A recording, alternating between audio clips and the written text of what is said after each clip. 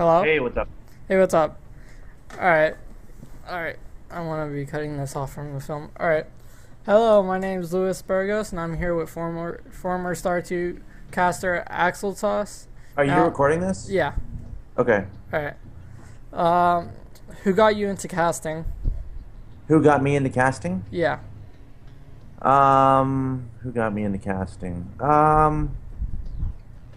A friend of mine in high school said he wanted to be a sports broadcaster, and I thought that sounded pretty cool, so that's kind of why I went the direction I did in college as far as getting a major in communication or pursuing that at the very least to try to get a sports broadcasting job in like basketball or baseball or football or something. And then esports ended up working out. So Alright. my friend in high school. Oh, okay. Alright. What might you think is the best part about casting? The best part about casting is the ability to communicate and entertain and I guess please or other people and Mm. hopefully not waste their time and um, yeah, just the amount of people you can reach and I guess inspire or entertain. It's And fun. and when you have like a huge amount of people, does it excite you that you have so much people watching you cast? It's interesting because like casting in front of a live audience and casting in a studio in front of an imaginary number, I think are pretty radically different. So the energy I'm gonna place in a cast if I'm on a stage in front of thousands of people will likely be much different than my energy in a studio that's filled with nobody except a camera, right? But that being said, yes, it is. I do get more excited as more people are into it, probably. What might you want to see more in casting? Sorry. Like, I'm sorry. Who might you want to see more casting? Like, who do you want to see that cast more often? Um, like who I guess am I a personal fan of as Yeah. far as castings? Um, really like DJ Weed. DJ Weed is just so good at what he does. He's super professional. He's been in the industry forever. He's been doing what he's doing forever, and I Uh, have a lot of respect for him. So I maybe him. I uh, haven't seen a lot of him lately. So uh, okay. So it's like rarely you ever see him. yeah, I don't know. I mean, he hasn't been casting that much lately. I don't think. I mean, he's been doing his shows live on 3 One More Game TV, but I think he's he has obligations at Twitch and of course for his family. So I'm not sure. Yeah. Okay. Are you in under any pressure when you are casting in live audience? Um, I guess I am. Like, if I screw up, then thousands of people will see it, kind of a thing. Or if I say the wrong thing, makes me look like an idiot, then that won't necessarily be forgotten anytime soon. But that being said, I try to just not think about it and just be myself and do my thing, do my job. I try to lose myself into the game. I try to lose myself into the words of my co-commentator, and I try to engage the audience as much as possible. But so that doesn't leave that much room for worrying about making mistakes. Okay.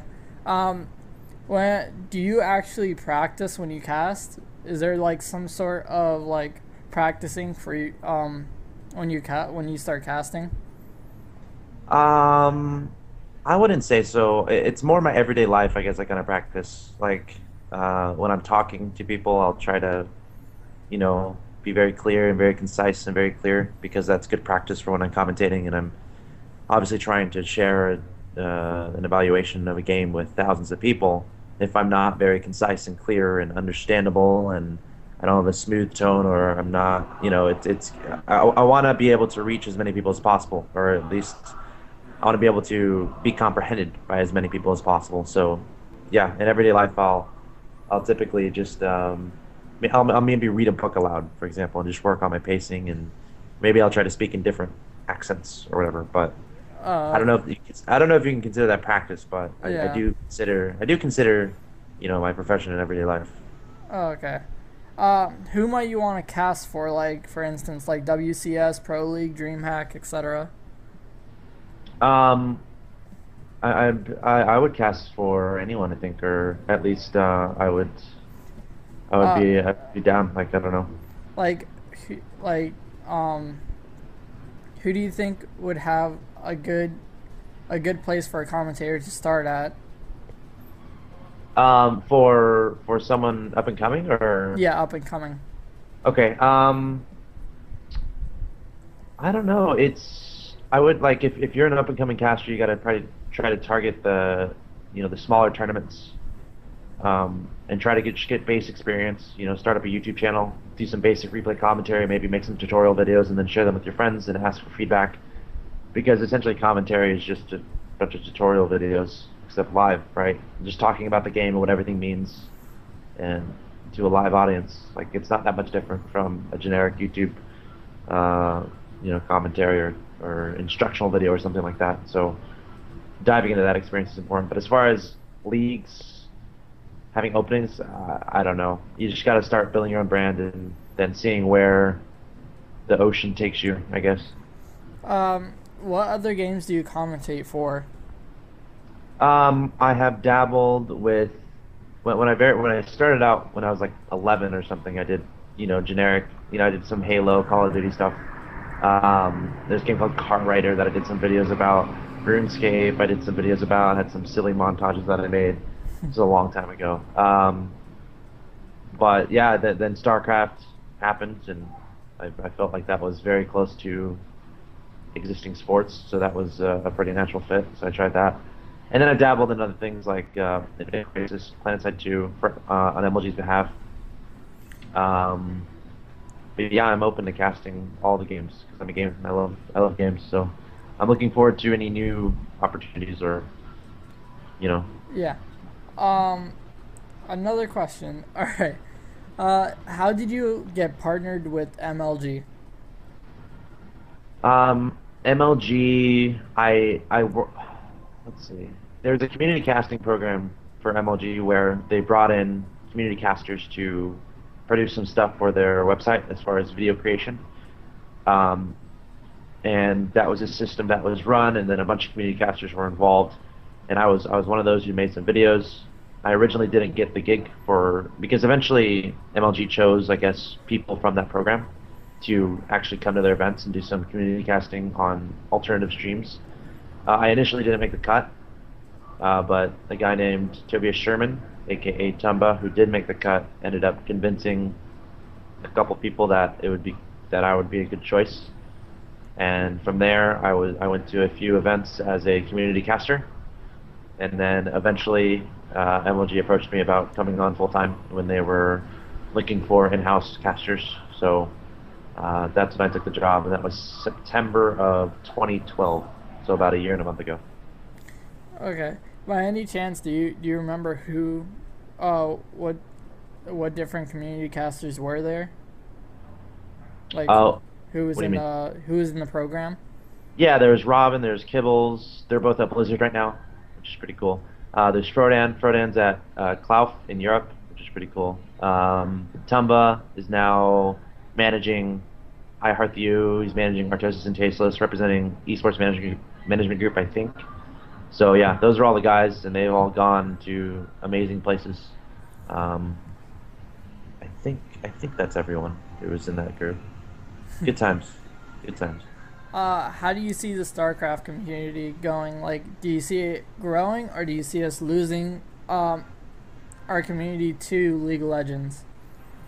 Um, it's strange. There's different levels of class, or there's different levels of classifications as far as video gamers or people who are entertained by gamers. There's the people who just play a bunch of games, play, online games or whatever. There's people who just play casual games, single player. There's people who dabble with a bunch of different games. There's people who just get home from work and want to play for an hour. There's a giant amount of variables and variety between different games, and it's an interesting phenomenon because you have this bickering, you have this fights between League of Legends and StarCraft communities or whatever that means.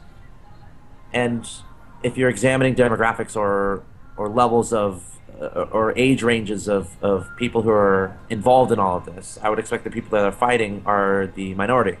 I feel like there's a majority out there that is very silent. They don't talk too much, which is fine. They just observe. They watch tournament games. They go home and play all the games. They play with their friends. They play a little bit of StarCraft.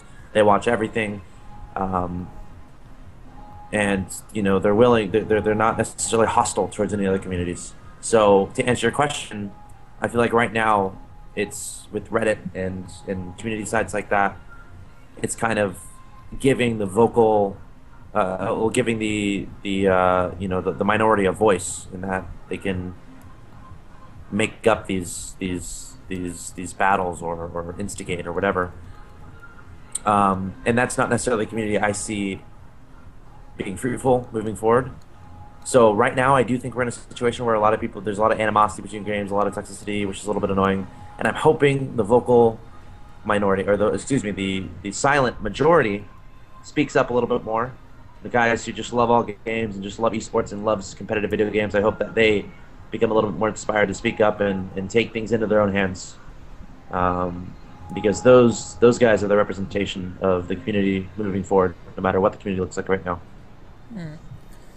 Okay, so for a person that has not gone to MLG or WCS or any LAN tournaments but only watch live stream, how is it?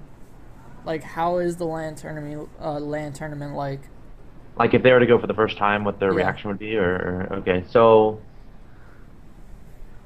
that's a good question. I'm trying to think back to my first event, and it was very small, but it was more about the people who were going, the people who I was going with. It was and what we were doing for the first time, just the novelty aspect of going to a convention center where everyone there loves video games, and there are actually people who are playing at an extremely high level for money. That's what gets me excited the most. And then there's other people who'll be excited by, it's a massive event. There's thousands of people that go, and the crowd goes absolutely nuts, kind of a thing. Like that communal environment where everyone has something in common. Everyone is approachable, and it's just a friendly atmosphere. And then everyone is super hyped and passionate for, and have a lot of respect for the people who are really, really, really, really good at these games that they play. Um, and of course, then there's the aspect of it's a show. There's storyline, there's great commentary, and there's free stuff that's given out. I think that's all the description I would use in a short summary. Okay. How many hours do you think you should spend in playing StarCraft? It depends what you're wanting to do. I mean, Like, say, for instance, like me, I've right? I've only done MLG online tournaments and I've won about 4 trophies, and I want to get to MLG Okay. stage. So you have to set priorities in your life. Like, are you a student right now, or Yeah, I'm a student. I'm almost done with high school. so you're in high school, you're a student, so that's typical 8 to 3 thing. And then you're gonna have homework, you're gonna have priorities with school, so you're gonna have tests to prepare for. Um, I can relate to myself. Like when I was doing my thing, I would like if you're a high school student, you gotta make classes your priority and test your priority, and you might have to sacrifice other things. Like you might have to sacrifice going out, 1 or 2 nights if they still do that in high school. I don't know. Every high school is different. Yeah. Um, and uh, you gotta set your priorities, and then you gotta establish. Once you're comfortable with your priorities, once you have a nice schedule going, you find those natural holes or pockets where you have free time, or you set hours for free time. It's gonna be different for everyone. Some people are gonna have 5 hours of free time. Some people are gonna have 1 hour of free time. But you gotta establish what that free time is. You can't overextend it. You gotta make sure you keep your schedule, and then however long that is, you just try to do that every single day, and you stick yourself a schedule. Like for me, I'm very, very busy, but I still try to squeeze out 1 hour a day just to play StarCraft 2. Okay. So, something like that. Obviously, if you play more, you're going to be sacrificing more things, but you're going to be a better player. But I would never recommend sacrificing the priorities as far as classes and tests and school. Okay. All right. Well, I, I that's I think I think it's possible to be able to do both and still make it as a programmer. I think it's very, yeah. very, very, very, very possible. Okay. So that's it for today. Thank you, Axeltoss, for Yep. joining me today. Have Thanks a for great having me. evening. You too.